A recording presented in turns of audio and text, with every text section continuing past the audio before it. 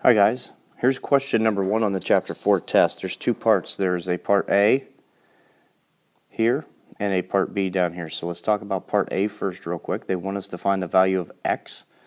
Okay, 60, 60 degrees, and 3x are the three triangles. So remember there's 180 degrees, so you're going to want to go 3x plus 60. Whoops, not 66. Plus 60 plus 60 equals 180. And solve for x from there. Remember, you've got like terms to combine here first. Okay? Solve for x and make sure you type in your answer. On part B, then we are simply asking you to classify this triangle by its angles. So, is it an acute triangle? Is it right? Is it obtuse? Or is it equilateral? Okay? So choose which one is most appropriate for number 1B. Okay, question number 2. Again, we're finding the value of x. There's a part A and a part B. Again, to find the value of x, we're going to go similar to we did in number 1. Okay, you've got 6x plus 65 plus 85. Set that all equal to 180 degrees because that's how many degrees are in a triangle. Don't forget to combine your like terms first before you go moving them over to the other side. And again, in part B, then select, is it acute, right, obtuse, or equilateral triangle? Okay, that's question 2. Question number 3, part A. All right, again, we're finding x. Remember, all inside angles add up to 180. So the first one, whoops, pen Craig. You've got x plus 12 plus the angle that's 52 degrees plus the angle that's 90. Set that all equal to 180. Got lots of like terms to combine here first. Then move them all over. I'll help you find the value of x. Part B, is this triangle acute, right, obtuse, or equilateral? On question number 4, we want to again find x. The only difference is this time he is this outside angle. All right. So we need to figure, to get this angle, you add these two angles together. Problem is, we don't know what he is at the moment, do we? Well, you can figure it out. All right. You've got two of the angles, so if you just take 180 degrees, subtract a 30, subtract 115, that's going to give you this angle up here. Okay. Then what we want to do is take, and let's just call this angle A and angle B just for identification purposes. You're going to want to take and add those together. So to find x, x equals angle A plus angle B. Okay? And that'll give you the value of x. And then part B, is this an acute, right, obtuse, or equilateral triangle? Okay, question 5 wants to know triangle QRS. So QRS, so pay attention to how it's labeled. Starts with the double arc to the single arc to the triple. Is congruent to which of these three triangles? Okay, so make sure when you label, when you pick one, make sure it goes in the same order as this one. Number 6, just like number 5, pardon that bell. All right, they're saying A, B, C, D. So A, B, C, D. So pay attention to how they labeled this quadrilateral. Now, how would you label being congruent to this one? Okay, look at who they start with, A, B, C, D. Here are your 4 choices down below. Question number 7, we need to identify what kind of a transformation happened from here to here. This is the original shape right here, this solid one. The dotted one's the new one. Okay, so you need to type in, all right, which one it is. Is it a translation, reflection, or a rotation? Question number 8, just like the previous question, we are going from the solid figure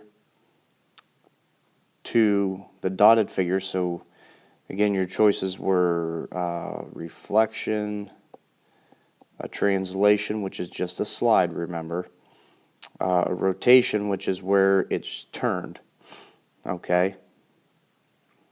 So one of those three.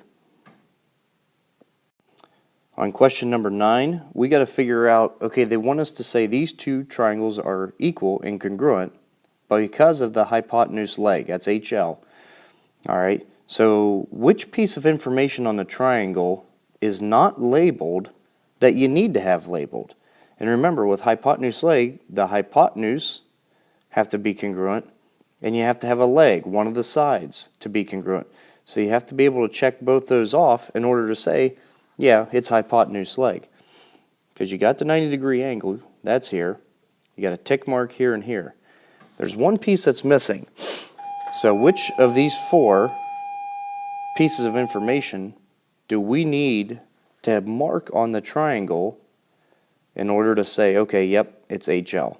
That's question 9. Very similar thing in question number 10, only we're going to use angle, angle, side. So again, I like to actually write these out, A, S. Okay, so now you look here and you've got an angle mark in each one, so okay, check. And there's another angle mark, check, so we're missing a side. All right, so you got to find the missing piece of information that you need down here in your answers in order for it to be angle, angle, side. Okay, here in number 11, we're going to use a diagram to complete this statement. We're going to fill in the blanks. Okay, choose 2 answers that make it true. So 2 of these 3 go in here. We have 2 blanks, so we need to choose 2 of them. So it tells us that LM is congruent with MN. Okay, so these whole sides here are equal to one another. Whoops, that was pretty bad. But right here, you get my drift. Okay, so then what angles are congruent to each other? Okay, so potentially, I'm going to try to label these. Is it LMN? Is it this one? Who's congruent? Then there B is MNL. So MNL goes this way here. Actually, let me label them like this. Here was choice A. Here's choice B. Sorry about my phone going off there. And then here's choice C. Which 2 of those need to be congruent to each other? Okay.